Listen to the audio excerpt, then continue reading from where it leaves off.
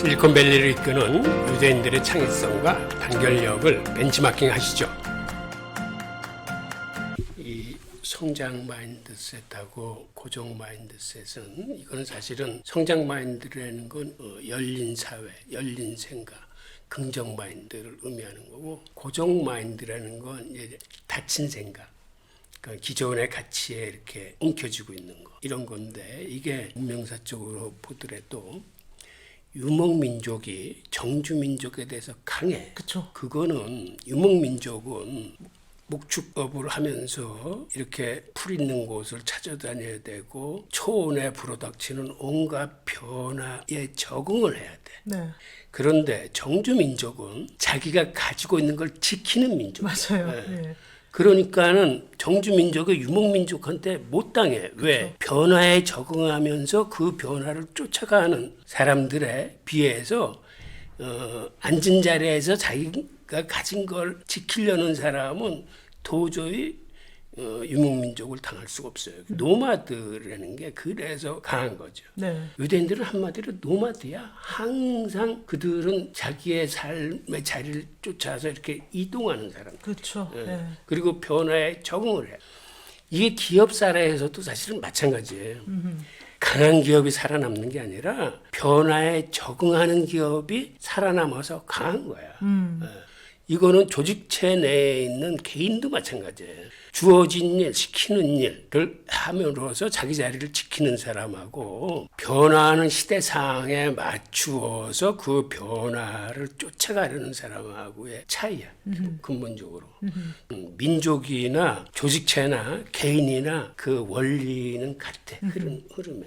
그러니까 그래서 이 성장 마인드셋으로 무장된 개인이 이렇게 고정 마인드셋에 있어가지고 자기 위치나 가치관이나 이것을 변화 없이 지키려는 사람에 비해서 앞서 나가는 이유죠. 실리콘밸리나 유대인 기업들 중에 이런 거 보여주는 좋은 사례가 있을까요?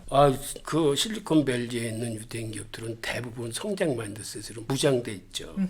잘 알다시피 마이크로소프트. 네. 옛날에 그 20불대에서 주가가 빌빌거리다가 그 시총일이 탈환을 했는데 그거를 만든 CEO가 그 창업 멤버가 아니고 그 인도 CEO가 들어서면서 네. 그렇게 회사에 큰 변화를 일으켰는데 그 양반이 일으킨 변화가 바로 성장 마인드셋 아니야. 오. 어떤 성장 마인드셋이면은 커뮤니티 리더라고 그래서 아하. 자기만 성장하는 게 아니라 일종의 커뮤니티를 만들어서 커뮤니티에 있는 사람들이 함께 같이 성장해 갈 수 있는 시스템을 만드는 거야. 그러니까 거기서 같은 주제를 갖다 놓고 토론을 한다거나 책을 같이 읽고 리뷰를 한다거나 현업에서 하고 있는 일을 갖다가 개선시키기 위해서 같이 토론을 한다거나 함으로써 개인적인 역량도 성장을 하지만 공동의 목표로 하고 있는 일에 그 성장을 이끌어내고 그거를 이끌어가는 사람을 커뮤니티 리더라고 그러는데 그런 리더를 인정해주고 직원들을 그런 리더로서 키우려는 그 CEO가 있었던 거죠. 그래서 마이크로소프트로 확 바꿔버린 거예요. 근데 그게 마이크로소프트에만 해당되는 게 아니라 구글이나 페이스북이나 뭐 이런 유대인 기업들이 사실은 그러한 공통의 가치를 추구를 해요. 그러니까 나만 성장하겠다는 게 아니라 내가 속해 있는 커뮤니티를 다 같이 성장시키기 위해서 우리가 무엇을 함께 해야 되는 거지? 그리고 어디에 목표를 둬야 되는 거지? 하면서 다른 사람을 성장시킬 수 있는 리더가 커뮤니티 리더. 그러니까 커뮤니티 리더는 모든 걸 잘 성공했다고 그래서 커뮤니티 리더가 돼야 되는 그런 건 아니고 실패한 많은 자산을 갖고 있는 사람도 커뮤니티 리더가 될 수 있는. 저 실리콘밸리의 사람들은 그래서 실패를 귀중한 자산으로 보는 게 실패를 한 사람들일수록 성공할 확률이 더 높기 때문에. 네. 저는 그걸 심장 같은 리더라고 하거든요. 오호. 심장은 말 그대로 인체에서 가장 중요한 부위고 또 센터잖아요. 네. 그리고 모든 세포가 여기에 다 의지를 합니다. 사실은 뇌도 심장이 의지예요. 심장에서 피 안 보내주면 당장 그쵸. 죽습니다. 그러니까 이제 심장이 가장 중요한 기관이기 때문에 이런 리더가 돼야 된다는 거죠. 그러니까 이 심장이 하는 역할이 계속 유통해주고 퍼주고 공급해주는 그런 역할을 하잖아요. 유대인들은 뭐 자금도 그렇지만 좋은 것은 다 퍼져서 거기서 성장할 수 있도록 돕고 어떻게 하면 성장시킬까 그렇게 애쓰잖아요. 그런 면에서 우리나라는 어떤 리더가 성장하지 못하도록 넘어뜨리고 태클 걸고 딴지 걸고 이런 게 참 심해서 참 왜 그럴까. 하나는 뭐냐면 조직된 이런 공동체의 힘을 좀 잘 모르는 것 같아요. 너무 안타까워요. 그래서 유대인들을 배우려고 하는 것도 그 공동체의 힘이에요. 공동체 안에서 우리가 서로 도움을 받을 수 있는 이유는 뭐냐면 공동체는 연약한 사람도 있고 강한 사람도 있어요. 근데 사람은 항상 강하지도 않아요. 또 네. 약한 사람이 또 항상 약하지도 않고 그쵸. 때로 성경에 보면 전도서나 자문 같은 게 보면 한 사람이 쓰러지면 다른 형제가 와서 도와주잖아요. 그리고 절대 혼자 공부하지 말아 그러잖아요. 오히려 혼자 공부하면 저주가 있으리라 그러고. 그러니까 한 사람이 잘못 해석하고 있으면 옆에서 뭐라고 도전을 해줘야 되거든요. 그리고 똑바로 갈 수 있도록. 그 커뮤니티의 힘은 바로 그런 데 있거든요. 내가 설령 못 나도 커뮤니티가 잘 나가면 같이 잘 나가게 돼 있어요. 내가 그러면 그 열매들 다 나눠 먹을 수 있는 거죠. 선한 사람들의 뜻이 이렇게 조직되고 모아지면 큰 힘을 발휘해서 역사를 새롭게 바꾸기도 하잖아요. 그러니까 우리도 그런 힘이 있는데 이상하게 조금 그런 부족한 면이 좀 보여서 우리도 유대인에게서 좀 배울 점이 있는 것 같습니다.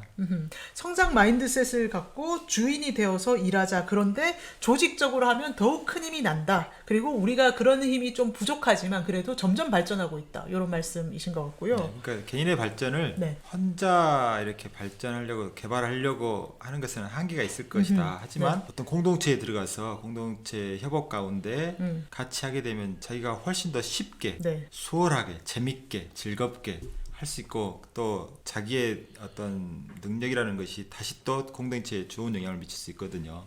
서로 순환하면서 그래서 계속해서 성장의 고리들이 훨씬 더 넓은 범위, 큰 범위에서 이룰 수 있다. 저는 그렇게 봅니다. 여기서 피터 드러커 유대인이죠. 이분의 말을 인용하자면 지식 근로자 개개인은 CEO처럼 생각하고 행동해야 한다. 지금까지 말씀드렸잖아요. 성장 마인드셋을 갖고 자기 일의 주인이 돼서 일하되 근데 지금 말씀하신 것처럼 공동체와 함께 그리고 함께 성장하는 리더가 될 수 있게 이렇게 해나가면 뭔가 서광이 비칠 것 같습니다. 저희가 이렇게 되려면 어떻게 해야 되나. 그래서 일단은 나의 성장을 맡고 있는 고정 마인드셋, 수동적 마인드셋 이런 거 리스트를 좀 써보고 이거를 어떻게 하면 성장 마인드셋으로 가져갈 수 있을지 이렇게 기록을 해보고요. 그다음에 내가 내 자신의 내 일의 주인이 돼서 브랜드로 성장하고 이거를 키워갈 수 있는 방안도 한번 생각해보면 좋을 것 같아요. 여기에 혹시 꿀팁 있으신가요?